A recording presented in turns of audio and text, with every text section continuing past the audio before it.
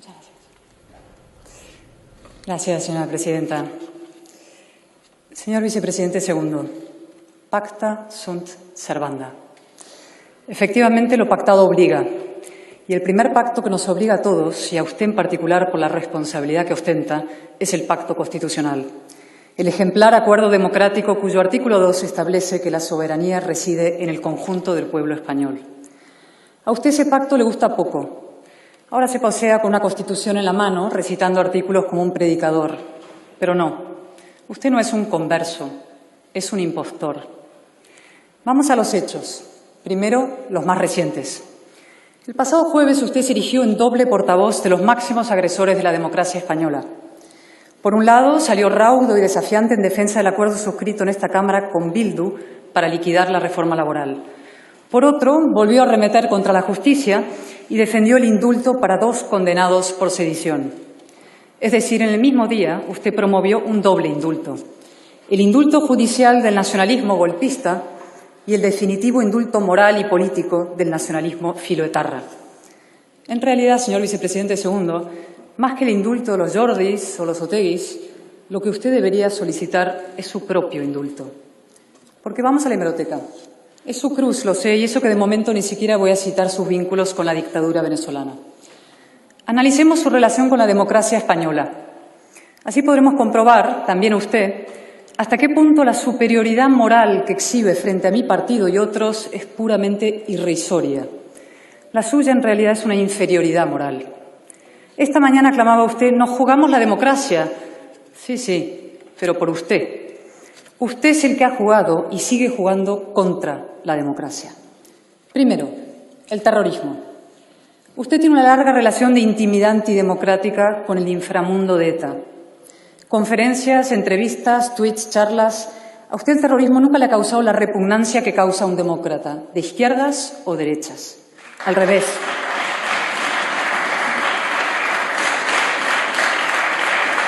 Usted ha manifestado siempre una insólita condescendencia con la violencia. Algunos ejemplos. 2008, su tesis doctoral.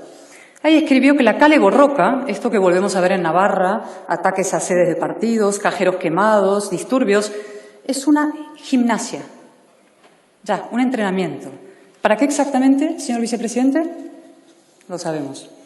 2011, en Twitter. Aquí ya se erige usted en abogado defensor del terrorista Otegi. Qué escándalo que se le condena a 10 años de cárcel, decía. Unos años después, celebraba eufórico su liberación. Una buena noticia para los demócratas, porque nadie debería ir a la cárcel por sus ideas. ¿Por sus ideas, señor vicepresidente? Si en España se condenaran las ideas, usted estaría en la cárcel. Esto se lo he explicado varias veces al diputado Rufián, que está en proceso de entenderlo. Pero sigamos. 2013. En la televisión, su medio predilecto. Cualquier demócrata, decía, debería preguntarse si no sería razonable que los presos de ETA no deberían ir saliendo de las cárceles.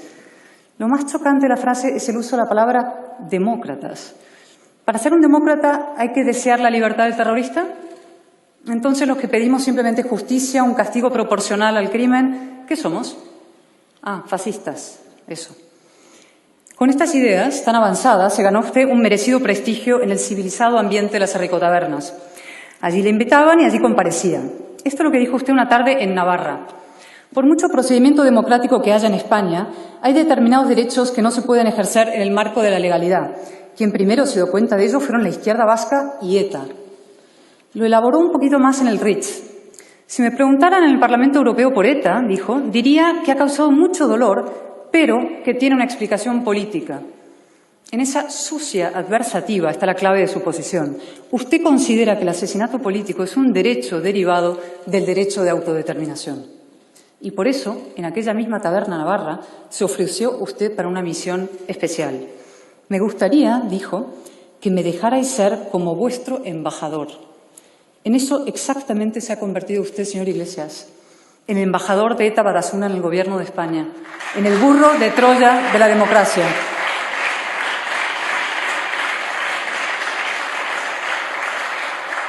En el burro de Troya de la democracia y también, tras el último pacto con Bildu, en la principal amenaza para los más vulnerables. Dirá usted, pero Bildu es un partido legal, sí, pero no es un partido democrático. Es un partido que justifica el asesinato. Un partido racista que rinde homenaje a terroristas que han matado en nombre de un proyecto totalitario. Un partido que ni siquiera condena el ataque al domicilio de la señora Mendía el mismo día en que el Partido Socialista se exhibe con ellos. Señorías del PSOE, mediten, por favor, mediten. Y señorías del PNV, prepárense. Durango, Galdácano, Rentería, la próxima parada es el Gobierno vasco y de ahí a Cataluña, a repetir la operación ahora con Esquerra. Señor Vicepresidente segundo, usted dice, yo defiendo el derecho de autodeterminación. Y yo le contesto dos cosas. No existe el derecho a exigir un derecho que no existe, y menos aún a imponerlo. Y segundo, no es verdad que usted defienda un derecho anulado. Lo que usted defiende es la anulación de los derechos vigentes. El presunto derecho de autodeterminación es una agresión a la igualdad de los españoles con la que a usted se le llena la boca. Hoy ha acusado a mi partido de alentar una insubordinación. Usted hablando de insubordinación, el gran valedor de los golpistas de octubre de 2017. Es que es risible. ¿No se da cuenta que es risible? Su calificación de aquel golpe a la democracia como una manifestación política legítima, sus críticas contra la ejemplar actuación de la policía y la Guardia Civil frente al golpe. Por cierto, ahí estaba el coronel Pérez de los Cobos, purgado ahora en una operación propia de una dictadura. Sus visitas, 2, al ya condenado Junqueras en la cárcel, para intentar pactar los presupuestos y para impulsar la mesa de negociación. Sus presiones al Tribunal Supremo, anticipando juez y parte, no fue rebelión. Sus críticas a la justicia española frente a los tribunales europeos. Este documento del 11 de mayo, en el que con Bildu, Esquerra y otros reclaman excarcelaciones con la excusa del COVID. El estado de alarma, instrumento para sacar a terroristas y golpistas de la cárcel y meterle a usted en el CNI. Y por último, lo de ayer. El voto de Podemos a favor de la comparecencia del prófugo Puigdemont en la Comisión de Reconstrucción en calidad de experto europeo. En fin, el escudo social con Puigdemont. Realmente no cabe mayor ofensa a las 28.000 víctimas de la pandemia y al conjunto de los españoles. Señor Vicepresidente segundo, usted tiene un plan, es verdad. Es un plan, como he dicho, contra la democracia. Contra la democracia en sentido recto, porque violenta los derechos de los españoles, y contra la democracia también como la entiende usted. Usted dice más Estado. Falso. Usted apadrina a los que buscan la destrucción del Estado. Esa es su paradoja. Quiere levantar un régimen autoritario de izquierdas a la vez que erosiona la base de esa misma autoridad. Y esta es su mentira. Sin Estado no puede haber Estado social, ni escudo, ni pensiones, ni nada. En realidad, señor Vicepresidente segundo, todo su corpus doctrinal, si es que lo podemos llamar así, es contrario a la razón democrática y a la razón sin más. Otra vez, la hemeroteca. Usted ha dicho, no de adolescente, universitario, rebelde y tal, ya casi cuarentón, cosas como las siguientes. Pido disculpas por no romper la cara a todos los fachas con los que discuto en la tele. Quizá cuando acabemos esta charla, en vez de mariconadas del teatro, nos vamos de cacería a Segovia a aplicar la justicia proletaria. Me gusta quien moviliza al ejército para decir a los mercados, cuidado, que las pistolas ahora las tengo yo. Otra, el astuto Mao Zedong decía que el poder nace de la boca de los fusiles, y así sigue siendo. Lo de astuto es formidable, tratándose del mayor asesino de la historia. ¿Y esa obsesión con las armas, de dónde le sale? Aquí otra vez. Estamos construyendo ese contrapoder social que hace que a un joven, si hace una pintada, si tira un cóctel molotov o incluso si saca una pistola, le proteja una parte de la sociedad. El siguiente se lo vamos a dedicar a la ministra de Igualdad. Uno puede afrontar las elecciones de una manera masculina, por cojones. Le decimos al poder, aquí estamos yo y mis pelotas frente a ti. Bonito. El último, este es definitivo. La democracia es incompatible, dice, con el monopolio de la fuerza por parte del Estado. Está diciendo que la violencia contra el Estado o entre particulares es legítima. Usted, señor Vicepresidente segundo, legitima la violencia. Incluso a veces la practica. El escrache a Rosa Díaz en la Complutense, el jarabe democrático para dirigentes del PP. Su apoyo a Rodrigo Lanza, aquel que mató a un hombre por llevar tirantes con la bandera de España. Y ya la semana pasada, sus amenazas a la presidenta Ayuso y a la señora Gascal. Como el señor Torra, usted pretende ahora mantener un pie en las instituciones y el otro en los escuadrones.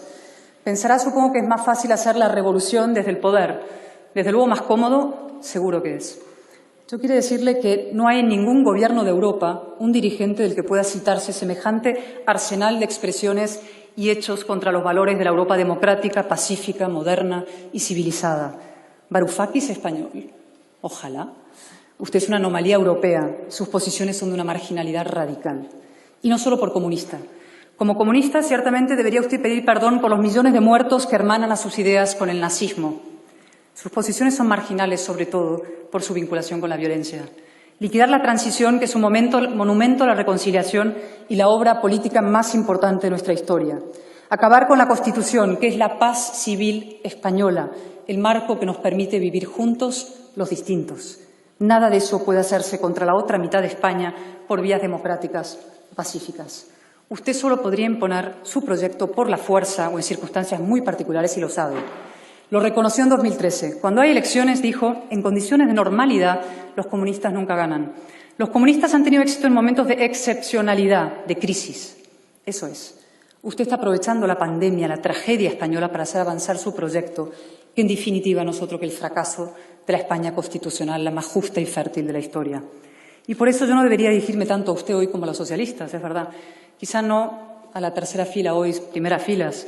¿Qué puedo decirle yo a la señora Lastra, la infeliz firmante del pacto con Bildu, o al señor Simancas, que aceptó la humillación de tener que culpar de dicho pacto al PP? Pero sí a la bancada y sobre todo a los votantes. Hay, es verdad, una España atávica, cuartelaria, autoritaria, una España bravía y sanguinolenta, una España que se regodea en el racismo, el conflicto, el odio, la violencia. Esa España ha tenido además su proyección en América Latina, en la figura del caudillo, militarista, pendenciero, incluso un punto ridículo si las consecuencias no fueran dramáticas. Un Chávez, un Maduro, usted me entiende. El señor vicepresidente segundo enlaza perfectamente con esa tradición. Es la versión contemporánea del caudillo iberoamericano que tantos prejuicios enciende en el mundo anglosajón y que tantos estragos ha causado cíclicamente a la libertad y el bienestar de los españoles de ambos hemisferios. En 1978, la tercera España enterró sus dos peores versiones y una España nueva, tolerante, abierta y luminosa se puso en pie. Esa España es la que los socialistas deberían cuidar y promover junto a esa inmensa mayoría de españoles que defiende la libertad, la igualdad y, sí, la fraternidad. Y por eso, a modo de estímulo, ya para acabar, y a ver si me atienden, acabaré con unas palabras de la autoridad competente. El hoy presidente del Gobierno dijo en 2015: Pablo Iglesias ha hecho de la mentira su forma de hacer política. Miente más que habla. Estoy segura, señor vicepresidente, que no le molestará la cita. Pensará que viniendo de Pedro Sánchez Castejón es un elogio. También en esto es usted el número 2. Muchas gracias. Gracias, señor Álvarez de Toledo.